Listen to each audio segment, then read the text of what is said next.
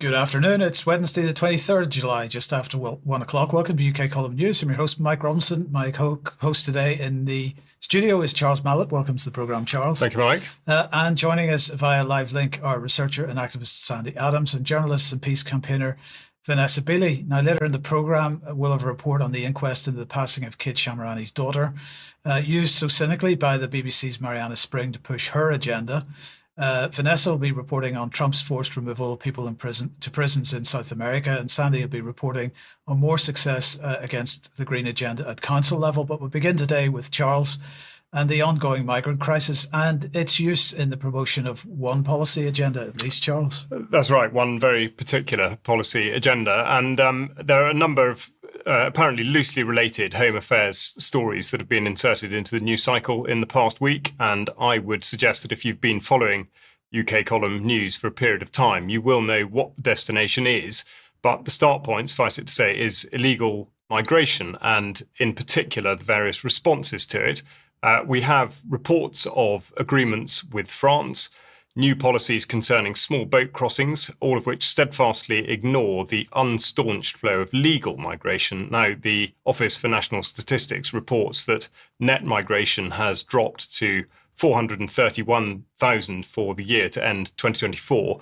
This is still double what it was a decade ago.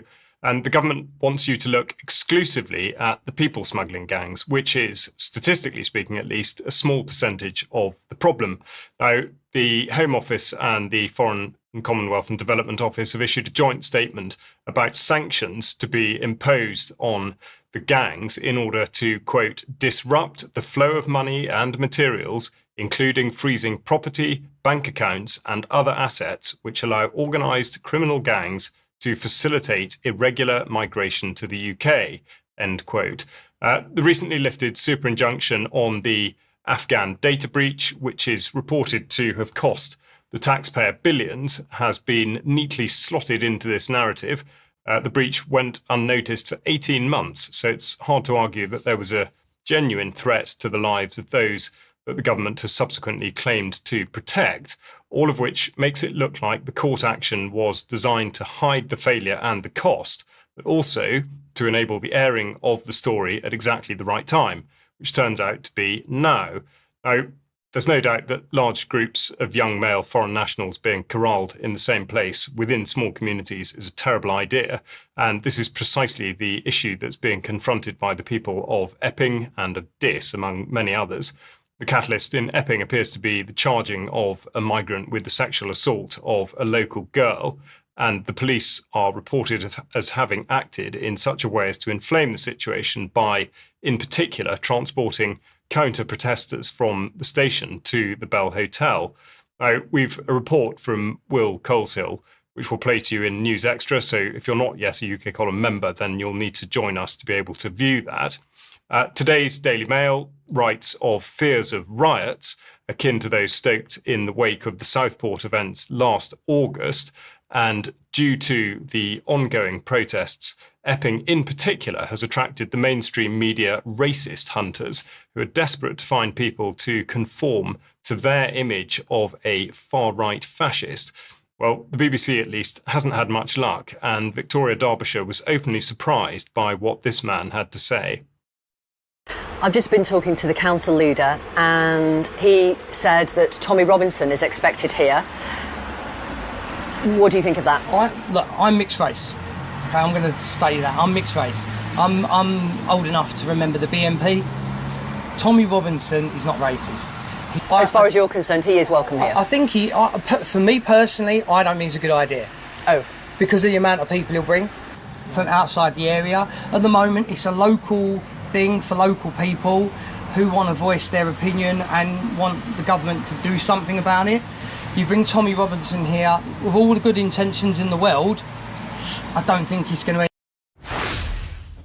Sorry, there's a final word missed there, which was end well. He said he didn't think it was going to end well. And I would say that the final comments on whether or not an influx of outsiders headed up by Tommy Robinson or others are extremely astute. Now, as pointed out at the time, the riots of 2024 were almost exclusively driven by those from outside the communities which were affected, and thus the desired result was gifted to the government. Suddenly, everyone was an extremist, and the full force of the law was to be felt then as it is now. The way was paved for new police powers and new legislative measures. And now, 20 years since the 7/7 events in London, the BBC is running a series called State of Terror. And the Home Secretary, Yvette Cooper, has featured on a recent programme talking about the new laws she is to create, which will concern what she calls mass attacks, which are specifically not conducted by terrorists. Essentially, what she's talking about is a pre-crime interference, which is already possible under terrorism legislation, and Cooper wants to push the edge of the envelope. Now, at this point, it's worth reminding you that the actions of criminal damage for which the Palestine Action Group was prescribed as terrorist were to put paint on 2 aeroplanes. Returning to the specifics of housing migrants, this is what the Prime Minister said when asked by the chair of the liaison committee, Meg Hillier, how he would manage the problem. What other accommodation precisely are you planning to take over to provide temporary accommodation for families? Oh, there's lots of housing in many local authorities that can be used, and we're identifying where it can be used. But I mean, look. Well, sorry, can you give us? Have you got any examples you can give us? No, but I'll write in and give you details. Because I have to say, certainly in a number of our local authorities, I'm already picking up from around the table, there isn't a lot of spare housing available. If there were, councils would be able to be dealing with it by now. Well, exactly. Completely out of touch. As always, the truth is very hard to get to, and quite what he meant by exactly at the end is anyone's guess. At least housing, though, was mentioned in the Labour manifesto, but digital identity was not. However, there can be no doubt at all that these strands are leading to one point of focus, and that is digital identity. The Brit card, here seen on screen, has been proposed by the Labour Together think tank with impeccable timing, as the entire scam is predicated on the battle against illegal migration. Now, from the proposal document, we see that they say 1 million people live in the UK without permission to do so, undermining Britain's social contract and sense of fair play.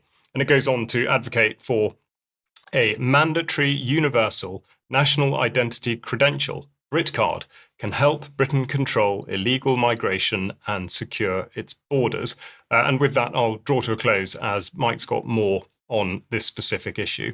Well, indeed. And so the Home Affairs Select Committee has they describe themselves as a cross-party committee of MPs responsible for scrutinising the work of the Home Office and its associated bodies.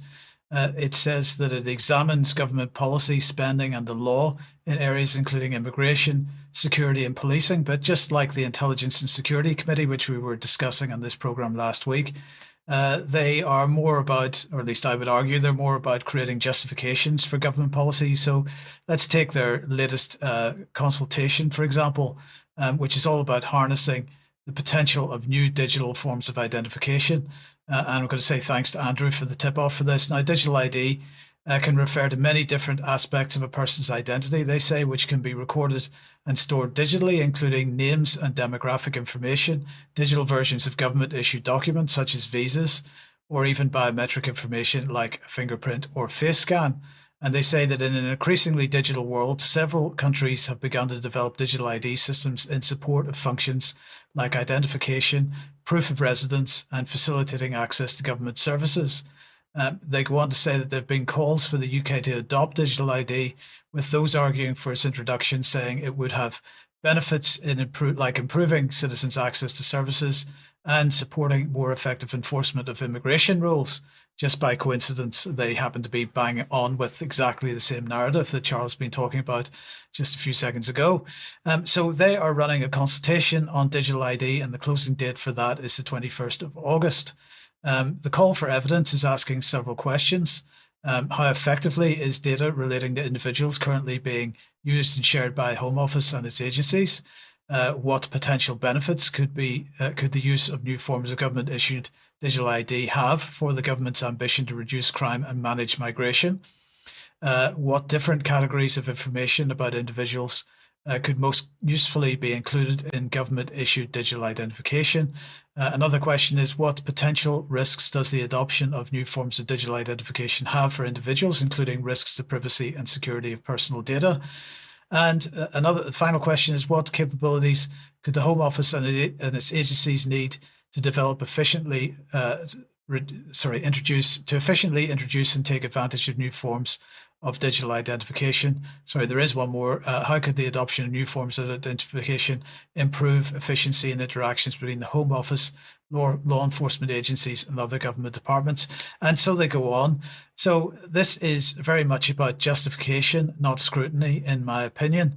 Now, Big Brother Watch is running an active campaign on this issue, and they provide a template for responses to the Home Affairs Committee. But as they themselves acknowledge, it's a bad idea just to use a templated response. So they recommend you take the time to write your own, because otherwise responses can be dismissed out of hand. And I would say that for all the naysayers out there who refuse to take the time to make this kind of effort, just remember that everyone who is silent is taken to agree. And really that is the point, Charles.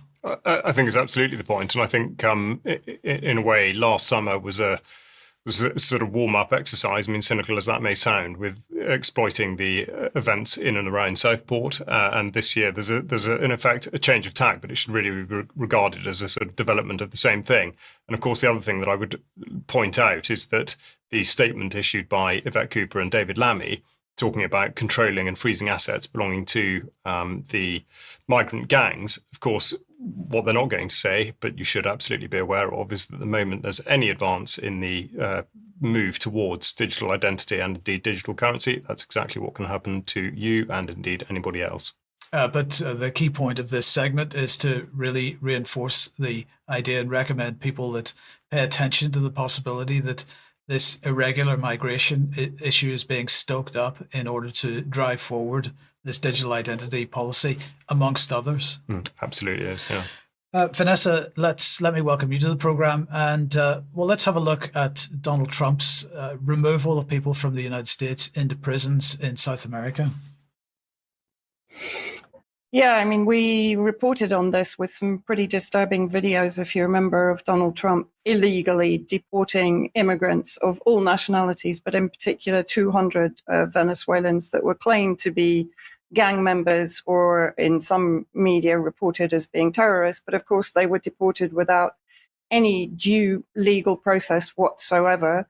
And recently, for example, this is an article in Politico, there has been recent moves for actually the repatriation of many of the Venezuelan deportees in return for 10 American citizens to be sent back eventually to the US by the Venezuelan government. But I just want to remind people of what the San Salvador center, that one of the toughest prisons in Latin America, a pioneer project for Bukele, the president of San Salvador. This was a Reuters report back then, which shows the conditions for the prisoners. The U.S. has sent hundreds of mostly Venezuelan migrants to be held without trial at this mega prison in El Salvador.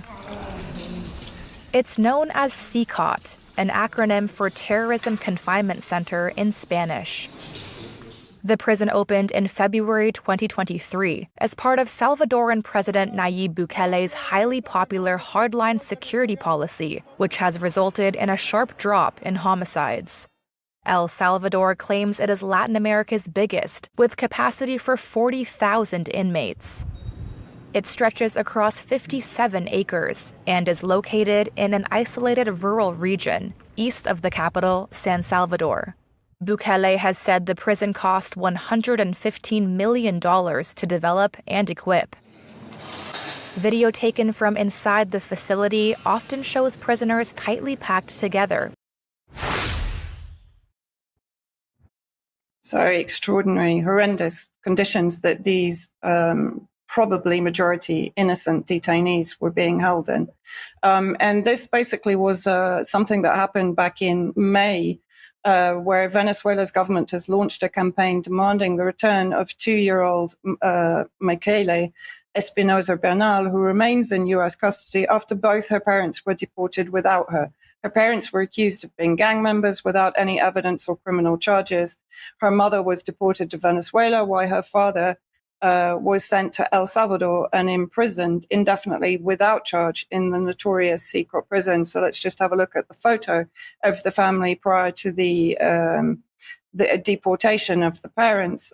Now, since then, I'm happy to report that the Venezuelan government has campaigned and the baby has been returned to her parents, with the father having been released in the latest deal with the United States from the secret prison in San Salvador.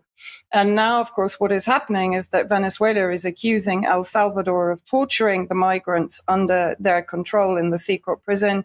The Attorney General, Tarek Saab, said Monday that his office will investigate President Nayib Bukele and two officials over alleged abuse of Venezuelans detained in El Salvador. And let's see what he actually said in the report, which is on France 24. Detainees suffered human rights abuses ranging from sexual abuse to beatings, were denied medical care or treated without anesthesia and given food and water that made them ill, Saab said at a press conference. Some detainees showed obvious signs of torture and injuries, including missing teeth, bruising, and scars, which were said to be as a result of the abuse they suffered in what appears to be, Mike, nothing more than another CIA black site. And I just want to show this video of the return of the American prisoners from Venezuela to San Salvador. And then it'll be followed by images of the Venezuelan detainees returning to Caracas. And you can see the difference between the two.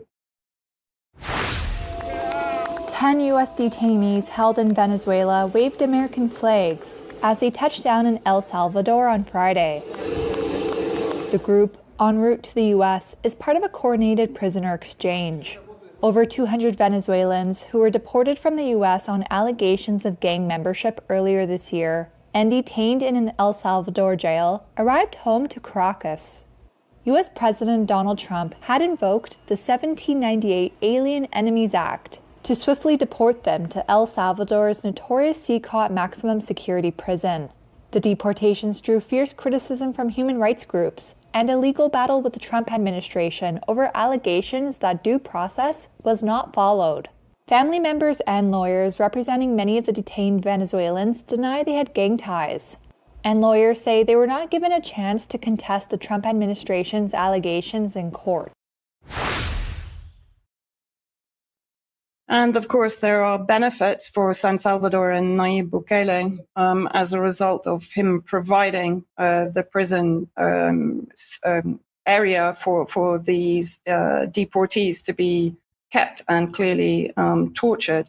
And so this was an article in the last few days from the New York Times, how El Salvador is reaping rewards from Trump's deportation agenda. And let's have a look at what it actually says. So in part of the article, they say that an investigation led by the New York Times found that the US government not only paid Mr. Bukele's government around $5 million to incarcerate more than 200 Venezuelan deportees, but added a bonus at his request, the return to El Salvador of several top MS-13 leaders in American custody. MS-13 are basically a San Salvador gang that originated in Los Angeles to ostensibly protect refugees from San Salvador during the Civil War. And then basically, if we consider that what might happen with this project that has been launched by Bukele and profited from by Trump, of course, this could lead to the replication of these kind of prisons and detention centers across Latin America, just as we saw previously in the Middle East, to act as detention centers for deportees and torture centers for anyone that the US deems to be ready for deportation. But then I also wanted to show, this is actually an article in The Telegraph that was published today. Inside Alligator Alcatraz, prisoners describe nightmare conditions. And if we have a look at the content of the article itself, cooped up like chickens in cages, eaten alive by bloodthirsty mosquitoes, and living in cells said to be awash with human waste and filth. They're just some of the appalling conditions described at Alligator Alcatraz, the Florida prison, which has become the latest symbol of the Trump administration's uncompromising attitude on immigration enforcement. Built on the site of an abandoned airstrip deep in Florida's Everglades, set in a mosquito-ridden swamp, infested with pythons and crawling with alligators, the mega jail can house up to 3,000 migrants. There's only one road. The only way is out through a one-way flight, declared Caroline Leavitt, the White House press secretary, last month. And I think one of the more frightening aspects of this, which is where I bring in the comparison to what is happening in Gaza and effectively across the Middle East. This was a statement from a Venezuelan detainee in this Alcatraz. The conditions in which we are living are inhuman. My main concern is the psychological pressure they're putting on people to sign their own self-deportation. Well, that reminds me very much of the situation in Gaza, where people are being forced to go through such horrific conditions that they will be forced to leave of their own volition. Thank you for that, Vanessa. Thank you. Quite grim. And as you say, we'll be sort of linking that to what's going on in Gaza later on in the programme. Before we get there, though, we'd just like to say thank you once again to anybody and everybody that is supporting the UK column. We do need your ongoing financial support. So if you can possibly do that, please click on the button on the front page of the UK column website, and you can see the various ways that you can support us. If you can't support us financially, then please at least share our material, and that helps greatly as well.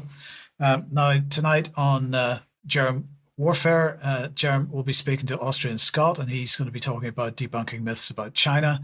Tomorrow at 1 p.m. on the live stream, Brian will be speaking to Lynn Lopez Salcedo, who is Israeli but former Zionist, becoming an anti-Zionist, and she'll be talking about that journey. I saw a few other advertisements here on Friday. On Friday evening, Andrew Bridgen will be speaking in the Seven Stars Hotel in Totnes. Tickets are going fast for that. I urge everybody that would like to go that, anybody that's in the Southwest, please do consider going to it and grab your ticket on Eventbrite if you possibly can. Tickets are available on the door, but as I say, tickets are going fast, so probably best if you possibly can to book in advance. And then on Saturday, a Glasgow Peace Rally, Stand for Peace, is hosting the latest Glasgow Peace Rally in Glasgow. It starts at 12 p.m. Details will be in the show notes, but get along to that if you possibly can. And Sandy, very briefly then, welcome to the programme, first of all, but very briefly, the Glastonbury event that's been on and off and on and off is apparently on again. It's finally on, and it's on private land in Langport in Somerset, celebrating freedom of speech with Clive de Clare, Richard Vobes and myself. Arrive at 1 p.m. I'll be speaking about all things 2030 as usual. And there's a wood-fired pizza and a bar open till 11 p.m. And it's the Hacienda, Windmill Lane, TA10 9EP. So come along and enjoy. Freedom of speech. Brilliant, thank you. And then finally, no, not quite finally, almost finally, the Hope Festival. We will all be at the Hope Festival, and we're in charge of a tent for a whole day, Charles, for speaking events. Believe it or not, we are. Yeah, no, that would be a terrific day. All day Saturday, UK column have the tent, so get to the event first and then get to the tent. And then finally, the UK column on location event. The date for the diary is the 18th of October 2025. The topic's going to be health. Tickets going on sale on Monday, the 28th. That's this coming Monday. And we'll have details of speakers and so on for you then. So, anything else to add? Well, I think to make the point that tickets, both in person and live stream tickets, will be going on sale on Monday. So if you know you're not going to be able to make it in person, don't worry, you will be able to get your live stream ticket immediately. Okay, now, Charles, let's talk about the ongoing inquest into the daughter of Kit Shamirani. Yes, absolutely. Now, Brian was talking about this, or at least the way it's been treated by elements of the mainstream media on Monday, and therefore today what we're going to do is start with a report from Will Coleshill, who's been following the inquest into the death of Paloma Shamirani.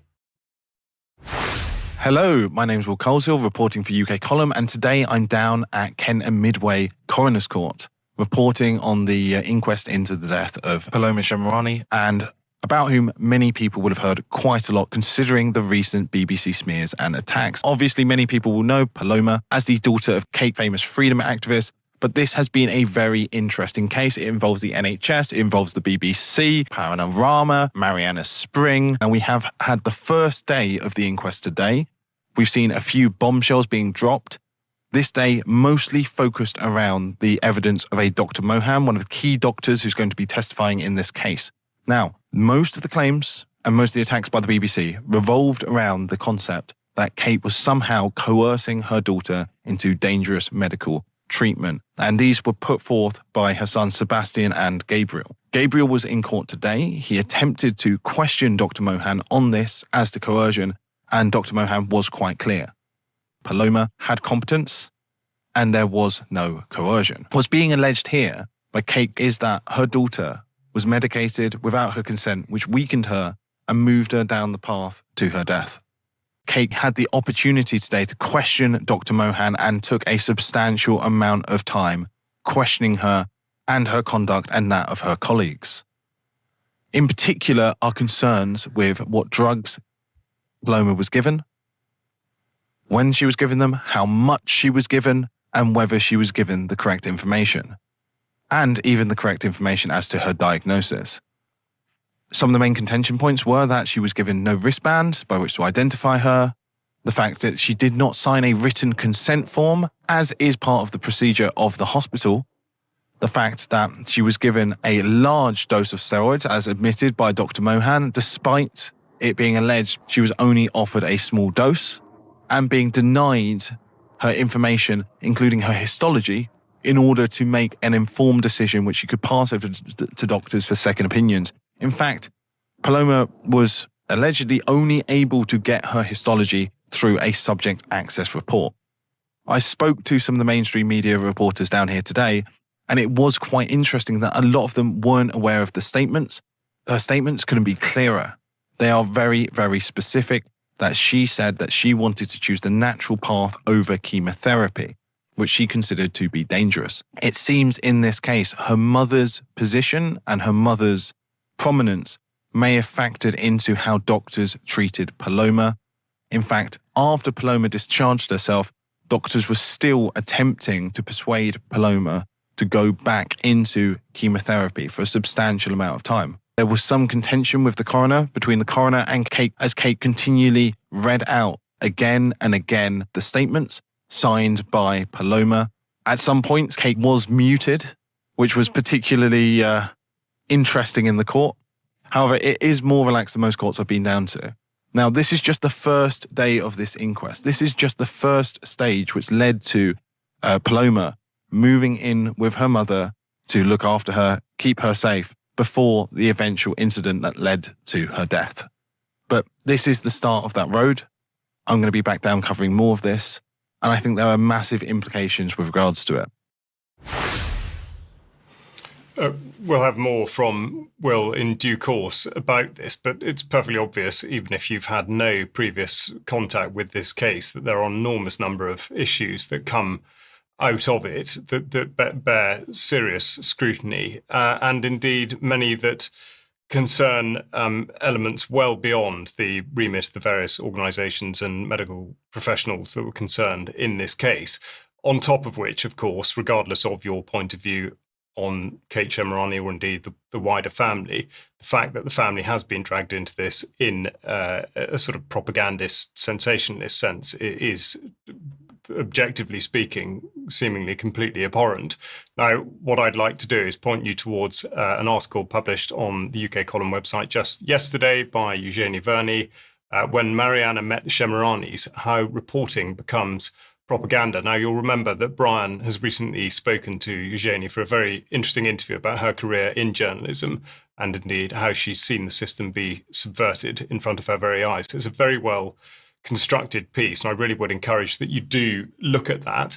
And also, in terms of UK Column content, the other issue that's brought to the fore is this very problematic area of organ and tissue donation. And No Time to Die, an article which is on the website and has been for some time by Dr. Mike Williams, really gets into all the issues that presents. So there is a lot more to come out in this. I don't know, Mike, if you've got a few words to say on this, or whether it's something that we look into more in extra. But nonetheless, I really would encourage you to go into those articles on the website. No, we'll cover this more in extra, but in a related topic, another day, another platform has decided to leave the UK because of the Online Safety Act. And what we're talking about here in many ways is related to freedom of speech and the ability to make your own decisions and these kinds of things. Now, in this case, it is an organization or a company called Janitor AI, which very few will be sad to see them gone, perhaps, but it's the principle which is of importance here. Now, in their statement, Janitor AI said, quotes, "We have to block UK access to Janitor AI starting July 24th, and so that's just 4 days notice." They said, in the blog post, they said, "I know this is terrible timing, and I'm genuinely sorry about that. We've been trying to wrap our heads around the UK Online Safety Act, and honestly, I completely botched understanding what this thing actually requires. When it first passed," they said in the blog post, "I thought, okay, some new content moderation rules, we can handle that. Turns out I was dead wrong. This is not just a content moderation. This is a complete regulatory framework that assumes every platform is a tech giant." And this is the problem, and very much the point that we at the UK Column have been making since the beginning of this. Now, in the blog post, they go on to say that the requirements are insane. They talk about legal risk assessments that cost more than our entire monthly budget. They talk about biometric ID verification systems. Brackets, Reddit is implementing Persona for this, which costs $1.50 or $1.50 per person. Constant legal review of thousands of pages of guidelines that keep changing. And they talk about the penalties, which include fines of up to £18 million, plus personal criminal liability for the chief executive and their team. Actual jail time if Ofcom decides that they screwed up. Well, the Janitor AI statement mentioned that Reddit will be using Persona for age verification. Now, they say that this is Persona. They say at Persona, we're humanizing online identity by helping companies verify that their users are who they say they are.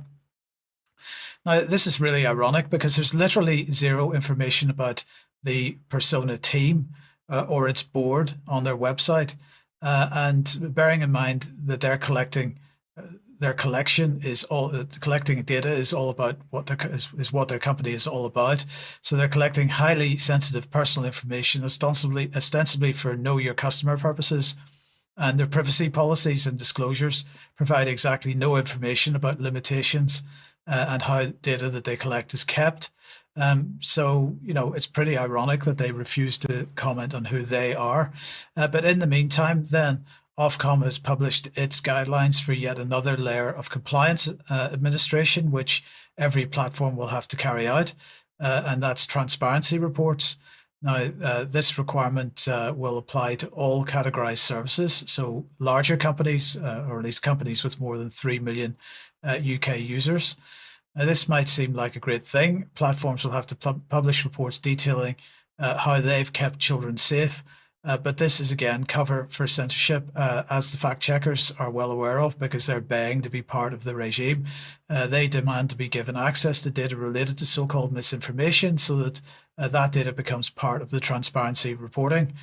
It is still unclear to what degree that will take place, but one of the bodies which Ofcom is still required to set up as part of the Online Safety Act is called the Advisory Committee on Disinformation and Misinformation, and the fact checkers expect to be part of that.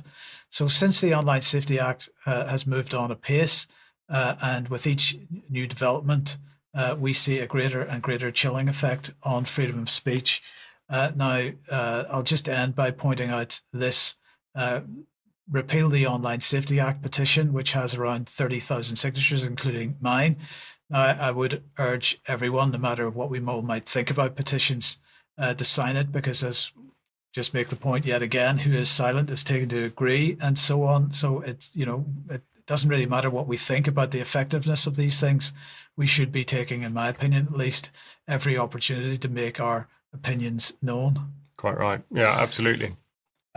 Sandy, let's welcome you back to the programme. And recently you were at the Dissident Southwest event. Yes, indeed. It was a brilliant weekend.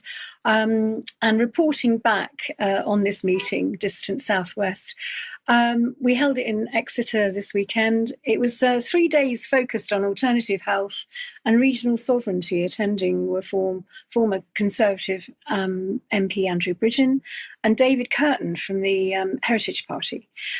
We had a speaker, David Leahy, who addressed the banking fraud. And he's setting up alternative people's councils, which is a very interesting thing. I mean, these events are so important because people come, they exchange ideas and get empowered. And the hope is that they just won't go home and watch TV, but they'll galvanise themselves. We had Glyn Owen, who collaborated with the original 7 concerned citizens of Torbay, Devon and Cornwall. The 7 concerned citizens have issued default notices and contacted clerks from over 450 councils, requiring them to declare a food and farming emergency. And this is really gaining traction. Town and city councils are being forced to listen to the people. Do visit their website, 7concernedcitizens.co.uk. We had Chris Coverdale. He ran a workshop on the Freedom Co-op Southwest and tax rebellion, which was well attended. I delivered a presentation reviewing the 3 key government papers on devolution. Now, Ben and I have focused on devolution in the past few weeks to really ensure that people understand the pitfalls of devolution. And it's important because once democracy's lost, there's no going back. It'll be lost forever. And to summarise, a total of approximately 360 town councils and city councils in the UK will be boiled down to about 7 or 8 regions, reflecting Tony Blair's original plan in the 1990s to align with the EU federal England. Each of these regions will appoint a mayor for energy and climate, whose responsibilities will be centred exclusively on matters related to net zero. The government is selling it to us as democracy for the people, but it's the exact opposite. Authority will move from councils and Whitehall and to mayors, reducing your influence really on opportunities to challenge any decisions made. It's crucial to understand that this distance issue from decision making and your democracy will be lost, and that's what Agenda 2030 needs. The plan allows for relaxed planning rules on surveillance and 5G infrastructure, making opposition impossible as the mayors will have increased powers over planning applications. There'll be more restrictions on cars, meat, dairy consumption, and possible future kind of lockdowns, geofencing lockdowns or health lockdowns. So here's a clip of my talk on Sunday. What devolution means for the UK. It means net zero restrictions, such as more ULEZ, more LTNs, 15-minute cities, 20-mile-an-hour zones, increased surveillance, bans on gas and wood-burning stoves, higher carbon taxation, forced retrofitting of our homes, and they're going to use the climate change and the power. They're called the Global Covenant of Mayors for Energy and Climate. Now, these, a bit like what Sadiq Khan is in London. If you imagine a Sadiq Khan in every region, that is what we're looking at. So this is why all these restrictions and things will, if they get their way, will be happening, because they're selling it as a benefit to us. Oh, let's get rid of the power of Parliament. Let's transfer it all over to these local mayors, and they're going to be so much better. These guys have got your interests at heart. That is not true. You will lose all your, every bit of the last vestment of democracy that we have will be gone. So, yes, there's plenty of information out there. We can and we must oppose this. Subscribe to ukcitizen.org and look at their legal packs. They've got loads of downloadable stuff, so you can oppose this and challenge your councils on other issues as well. Join your local residents association. We had Cassie Langford speaking about their successes, and I'll be speaking about the National Residents Association later in the show. Write to your MPs en masse, make a noise. Intelligent, strategic dissent really does work. I've put in information in the show notes to help you to oppose this with templates for councils and MPs. So, we've really got to get this going, because if once we've lost, our democracy is gone forever. Back to you, Mike. Thank you, Sandy. And I just once again would urge people that if you are using a template, it's fantastic that templates are made available. And thank you for that, Sandy, and also Big Brother Watch providing templates. Please make sure you make the effort to make it your own, because if it's perceived by people as being, an organized internet campaign, it loses its effect. So you make the effort to make it personal. Okay, let's come back onto the war agenda then. And as we forecast in October last year, it looks like United States nuclear weapons are back on British soil. US B-61-12 nuclear bombs seem to have been transferred to RAF Lakenheath, the US base in eastern England. That's the home to F-35 stealth fighters and F-15 Strike Eagles. Now, this is a US base, even though it's got an RAF label on it. But now this article here from the Aviationist reports on the arrival into Lakenheath of a US Air Force C-17 cargo plane, which flew non-stop, supported by mid-air refueling from Kirtland Air Force Base, New Mexico, to Lakenheath. It arrived at Lakenheath on the 17th of July, coinciding with airspace restrictions over the base, which are going to last until this coming Saturday. Now, the particular C-17 used on this flight is assigned to the 62nd Division Airlift Wing at Joint Base Lewis McChord in Washington State. And the 62nd is the only unit in the United States Air Force certified for what are called prime nuclear airlift force missions. This is all coincidental with Starmer's announcement at the NATO summit a few weeks ago of the plan to buy nuclear-capable F-35As, although they're supposed to be based at RAF Marham, which is about 20 miles away, and also to join NATO's joint sharing plan. So, I don't know, very briefly, if you've got any thoughts on that, but, the last time there were nuclear weapons based, US nuclear weapons based in the United Kingdom, there was quite a lot of protest about it. And one would expect the same now if that were to be founded on fact, absolutely. But I wonder if that will be the case. This is exactly what we're talking about. At what point are people going to agree that prosecuting a war somewhere else is actually the right thing to be doing? We keep looking out for some event that's going to tip people into that belief.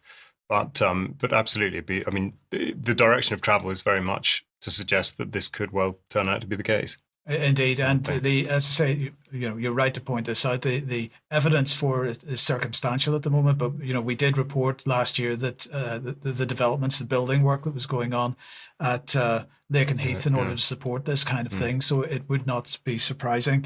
Now, further to the Kensington Treaty, then signed last week, which formalised the so-called E3 as the key warmongers of Europe. Chatham House has published an article on this very topic.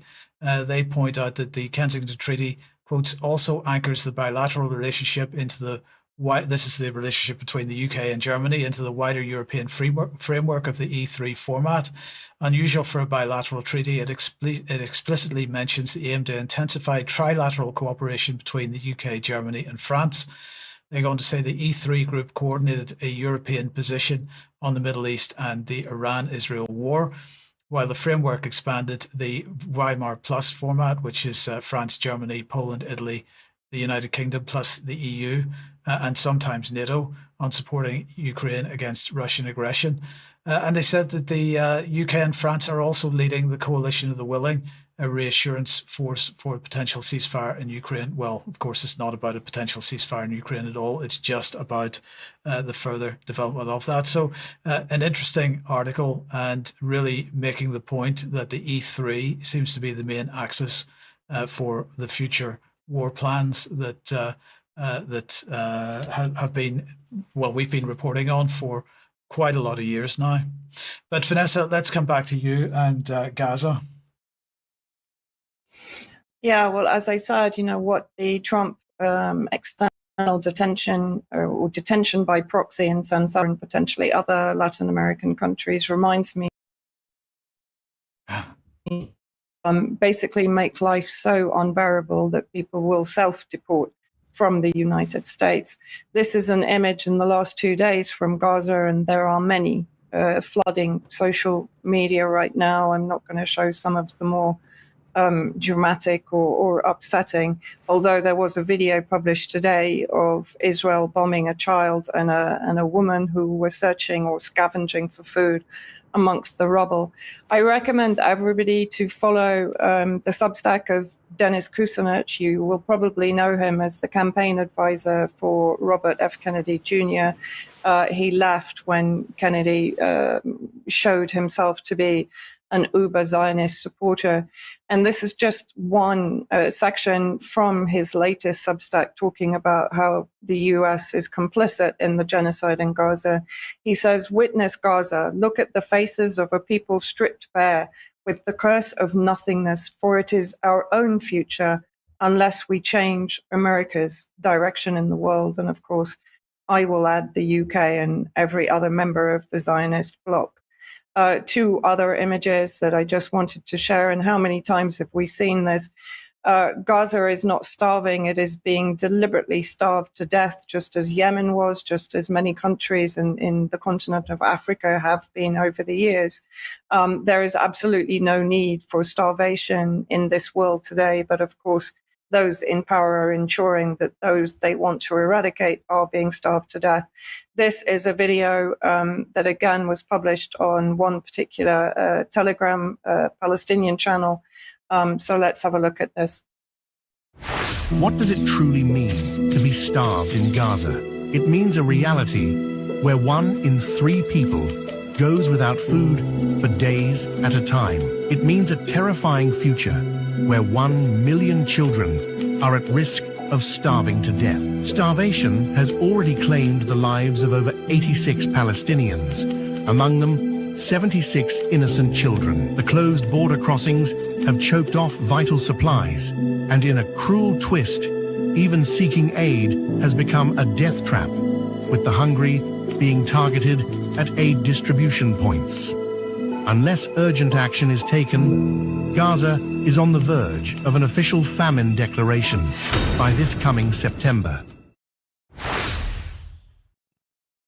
I mean, I would say that we're already at the most...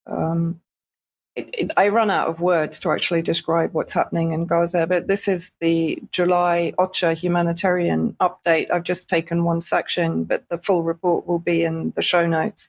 And again, what they say is, while cooked meal provision at community kitchens continue at a limited scale, around 240 to 250,000 daily on average. Of course, there's a population of around 2 million in Gaza.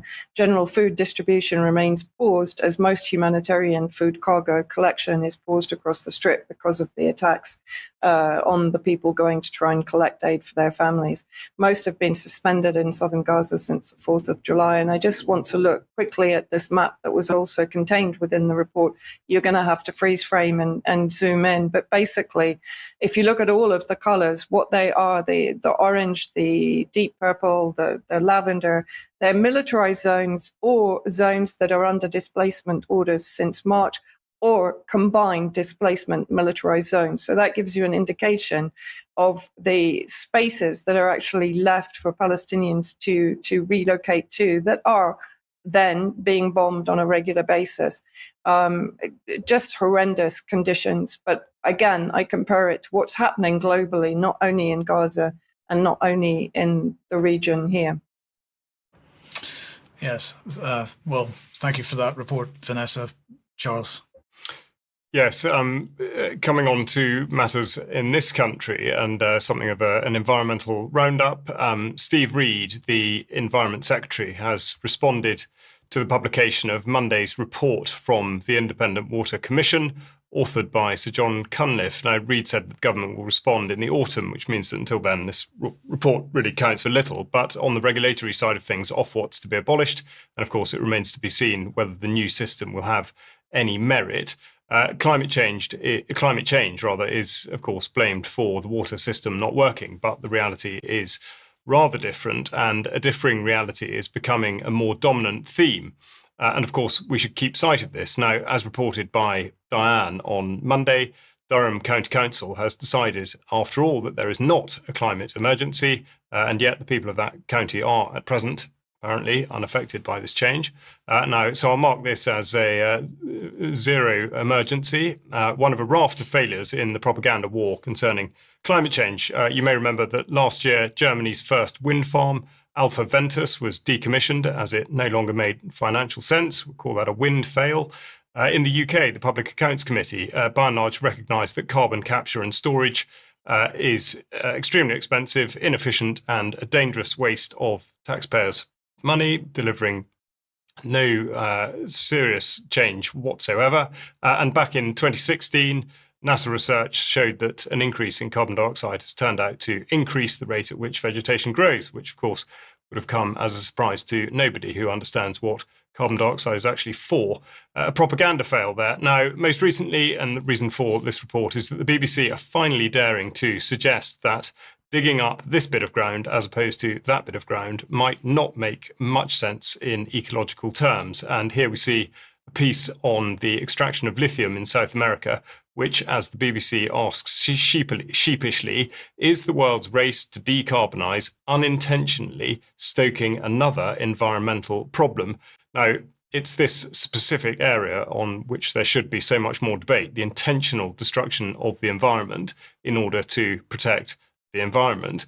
And these examples just go to show what happens when you try to obscure the truth. Now, of course, this is an area that Sandy has been looking into for a long, long time. So, Sandy, I'd be delighted to hear your comments on what I would say is the falling apart of this particular narrative. Well, you're absolutely right, Charles. The net zero narrative is falling apart, and it's been a propaganda lie for many, many years. And I think the more we challenge our councils to drop the whole net zero climate emergency, the better it will be, because they're really under pressure now to listen to us. Because if you like, the cat's out of the bag, and they can't defend this anymore. It's absolutely ridiculous. And the lithium battery thing. I mean, lithium batteries burst into flames. We've got problems with storage and all sorts of things. So absolutely, we have to really fight this tooth and nail. Super. Sandy, thanks very much indeed. And you heard her go out there, fight it locally. Of course, that's the place to start, and that's the place to get things done. Mm-hmm. Absolutely. Yeah. So, sorry, Sandy. Let's move on then to the National Residents Association. Yes, I mean, Cassie Langford spoke about the National Residents Association at the Distant Southwest meeting this weekend. Now, this is how they describe themselves on their website, and they are a really good action group. They were founded in 2022 by a group of concerned residents from around the United Kingdom. The aim was to create a national group which can help people protect their national and local communities. And as you can see there, it's got all sorts of different concerns that people may have, and it all fits into this framework of understanding that we can come together with these concerns and approach our councils. New members are welcome from anywhere in the UK, and more associations that join, the more influence we have. So What happens when a group of residents empower themselves and challenge their town council after repeatedly being ignored at council meetings? On the 10th of July, 40 frustrated people from the Merseyside National Residents Association descended on Sefton Council and had the audacity to ask them a few questions. Now, this is a problem up and down our country where ineffectual and uninformed councils are buckling under the strain of dissatisfied residents who have very genuine concerns. They ask questions about the cost of immigration, serious local safeguarding issues, 5G policies and planning and net zero expenditure. Sefton Council's reaction to these questions was really quite shocking. To be fair, one councillor tried to answer, but as questions from the last meeting had been ignored and with 40 annoyed constituents in the room, the council became increasingly defensive as they had no meaningful means of addressing these answers. The meeting spiralled into chaos. The mayor, unable to respond, decided to pause the meeting, which is their way of saying, we're going to just pretend this isn't happening. And despite the residents not being aggressive or threatening, but simply asking reasonable questions, the mayor abandoned the meeting and called the police. There's nothing like calling the police when you've lost control of a situation because somebody's asked, why are we spending 1.1 million on immigration-related grants when we're in a cost of living crisis? So one councillor even uttered the words fascist under his breath. Clearly, the definition of fascism is standing in a town hall reading out freedom of information requests. That's their idea of fascism. The positive aspect of this is that the public is becoming more aware and challenging these council. So let's see what happened in Sefton Town Council, starting with this video of a woman very concerned about safeguarding women and children on the streets of Sefton. So I ask again, will you hold a public meeting to address residents' safeguarding concerns face to face and show that you take seriously your duty to protect all of us? Then we had a gentleman asking about expenditure of net zero, and that seems a reasonable request. How can the council claim that its net zero policy is justified or affordable for residents, especially during the cost of living crisis? With that regard, we see that it's time to put a pause on a proper independent review before pushing ahead further. And then finally, we have the council abandoning ship. This is really quite shocking. If we could... Go on, get out.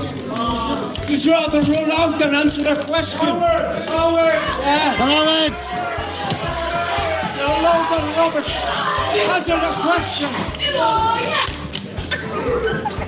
Yeah, to the core, the love here. That's right, well said, that man. Our children's lives, our grandchildren, you lot won't even look at their questions. Well, that really is quite shocking. Councils up and down the country are taking our money and acting in dishonour. They're no longer fit for purpose. We pay their salaries. They need reminding of the Nolan principles and be held to account by them. I doubt if they even know they exist. So let's remind us what the Nolan principles are. Councillors must operate with selflessness, integrity, objectivity, accountability, openness, honesty, and leadership.